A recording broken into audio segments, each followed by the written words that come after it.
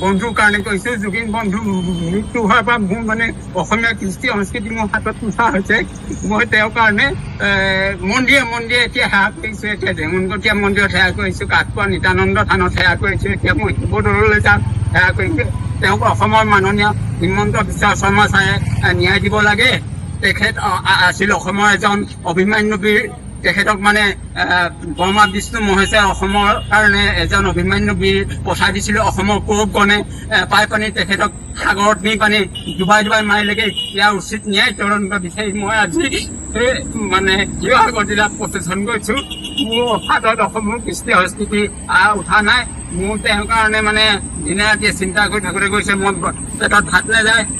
মাননীয় অসম হিমন্ত বিশ্ব ছাৰক মই অসমৰ 3 ঠাইত আদৰণি জনাইছোঁ। মোৰ সহায় ঢোল পেপাৰে তেখেতে ওলাইছে।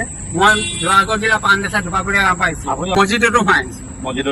মানে প্ৰত্যেক ধৰ্মতে আজি মই মানে তেওঁ আত্মা যাব। মই এতিয়া যাম শিৱসাগৰ দেৱী দৌললৈ, তাৰপিছত যাম বৌদ্ধ বিহাৰ মন্দিৰলৈ, তাৰপিছত যাম আকৌ মানে খ্ৰীষ্টান গীৰ্জাঘৰলৈ।